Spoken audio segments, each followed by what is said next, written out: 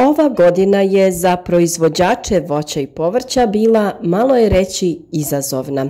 Rano su krenule veće temperature, rano se zbog toga krenulo i sa sjetvom i sadnjom. Onda su ipak navratili oni kasni mrazevi, pa je vrijeme odlučilo malo da zaluta i stigle su kiše, a negdje i grad. Mnogi su već u samom startu imali mnogo štete. Nakon toga stiže nam period suše i visokih temperatura. Svi su se na svoj način borili da svoje nasade održe u životu. Mogu vam reći da je nas ove godine spasio upravo malč. O tome smo mnogo govorili, a i vama savjetovali isto. Slama oko naših biljaka održavala je vlažnost tla nakon zalijevanja, pa su tako sve biljke lijepo napredovale. Vrijeme je bilo vrlo izazovno, a nekako najizazovnije ove godine je bilo uzgojiti boraniju ili mahunu. Prije nekoliko dana smo sa vama podijelili video o tehnologiji uzgoja boranije, a danas donosimo nastavak, to jest drugu obećanu temu o boraniji. Naime, ove godine proizvođači se žale na obilno listanje boranije, a roda ima malo ili nikako. Većina je mislila da je uzrok tome loše sjeme, pa su ponovno sijali sa drugim sjemenom, no to ipak nije bio razlog. Ne, to se dešava u sušnim i izrazito toplim ljetima. U ovom videu ćemo malo više pričati o toj temi, te objasniti zašto dolazi do ove pojave i kako ju izbjeći. A kao i uvijek pozivam vas da nam ostavite neki komentar. Ukoliko vam video bude zanimljiv i koristan, možete ostaviti jedan like ili video podijeliti sa vašim prijateljima na društvenim mrežama. Naravno, ako već niste, pozivam vas i da zapratite naš kanal za mnoštvo drugih korisnih savjeta o uzgoju voća i povrća. Pa krenimo iz početka. Boranija vodi porijeklo iz Južne Amerike, odakle su je Španci prenijeli u Europu u 15. vijeku.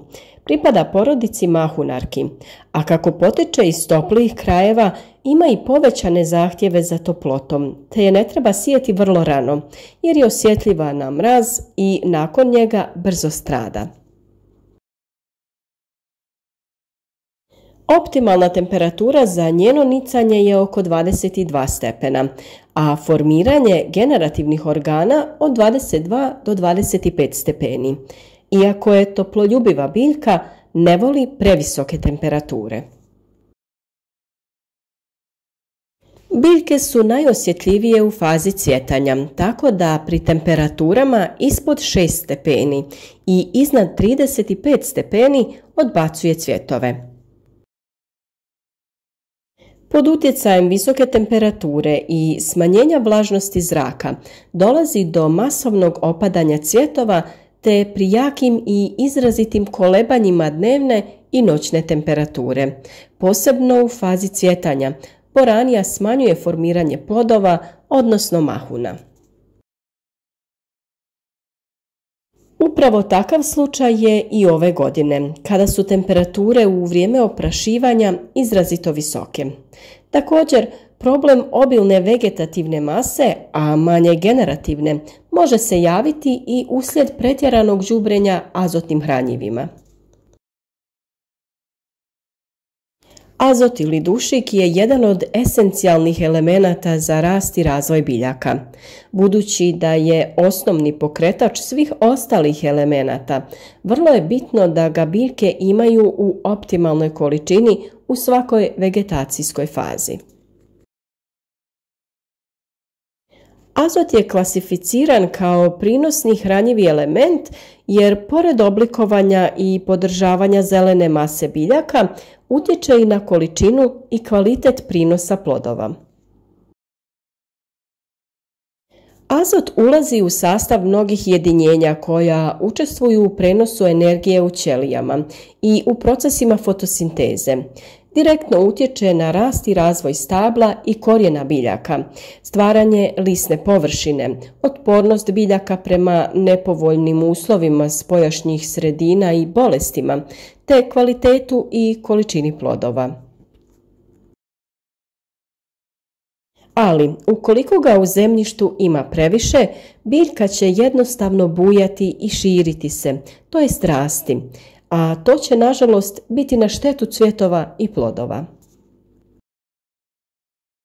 Pitanje je kako izbjeći slabo plodonošenje. Prva stavka, ukoliko sumnjate na prezasićenost zemljišta dušikom, jeste provjera zemljišta. Potrebno je odraditi analizu u specijaliziranim ustanovama kako bi bili sigurni da to nije uzrok ovoj pojavi. A u ovakvom drugom slučaju, kada su visoke temperature, preporučuje se zasjenjivanje, gušća sjetva kako bi se biljke međusobno zasjenile, sjetva na zasjenjenim mjestima ili postavljanje mreža. Biljka može sama sebi raditi svojevrsnu zaštitu ako se posije gusto, ali se može sijati i pored neke druge višlje biljke. Boranija ima umjerene zahtjeve za vlagom, ali dobro reaguje na zalijevanje u vrijeme cvjetanja i oblikovanja mahuna. Podnosi kratkotrajnu sušu, ali je osjetljiva na vazdušnu sušu, posebno u vrijeme cvjetanja. Optimalna vlažnost zemljišta trebala bi biti oko 60 do 70%, a vazduha od 80 do 90%. Međutim, treba biti oprezan jer pri višku vlage i visoke temperature biljke odbacuju cvjetove i lakše obolijevaju. Savjetuje se naravno zalijevanje kap po kap prije nego tipa vještačke kiše, jer u tom slučaju može dovesti do oboljenja lista. Pri proizvodnji boranije, kao i svake druge kulture, treba se pridržavati plodoreda. Na isto sadno mjesto može doći tek nakon 3 godine, gdje također nisu sijane druge leguminoze i izbjegavati mjesta gdje je bilo povrće koje oboljeva od istih ili sličnih bolesti. Najbolje uspijeva poslije korijenastog i lukovičastog povrća. Visoke sorte boranije ove godine su bile više izložene ovoj pojavi nego niske. Barem je to bio slučaj u našem vrtu. Nisku boraniju smo sijali već 3 puta i berba je bila jako dobra. Ovih dana se spremamo na još jedan ciklus i s obzirom na lagano zahlađenje i padaline očekujemo da će brzo niknuti i lijepo napredovati. Boraniju sijemo u kućice u koje stavimo 3 do 4 zrna, a razmak između kućica je oko 30 cm. Samim tim, biljke su dosta blizu jedne drugima, te tako same sebi osiguravaju koliko toliko hladovine. A naravno, uvijek možete da stavite neku umjetnu zasjenu kako bi im osigurali bolje uslove za razvoj. Ova visoka sorta boranije, kako na otvorenom, tako i u plasteniku, cijelo je ljeto bila zdrava i bujna, ali cvjetovi su izostali. Onu u plasteniku smo uklonili jer je previše izrasla pa smo odlučili sijati ponovno. Ovu na otvorenom smo ostavili, te je ona sa ovim zahlađenjem ipak krenula sa razvojem cvjetova na gornjem dijelu biljke, te samim tim i na njoj imamo nešto plodova. S obzirom da je zdrava te i dalje cvjetaje, očekujemo da ćemo uskoro i tu imati lijepu berbu. A naravno, kao što smo i u prethodnom videu rekli, ni sada nije kasno za sjetvu boranije, tako da ukoliko niste bili zadovoljni sa urodom ove godine, još uvijek stignete to da nadoknadite. A što se tiče nutritivne vrijednosti, ona je veoma dobar izvor važnih vitamina i minerala.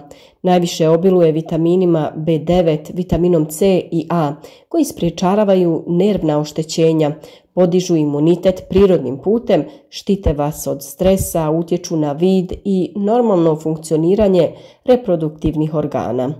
Od minerala najviše je bogata sa manganom, koji pozitivno utječe na metabolizam i zdravlje kostiju, te ima značajne količine željeza, magnezija, cinka i kalcija, što ukazuje na veoma po zdravlje korisnu i kvalitetnu namirnicu. Boranija nije bogata kalorijama, tako da je pogodna kod održavanja kilaže i pri dijetama, kada se želi ukloniti višak tjelesne mase. A kako boranija ne voli visoku temperaturu, kao što sam rekla, ni sada nije kasno za njenu sjetvu sa nešto kraćom vegetacijom za konzumiranje tokom zime.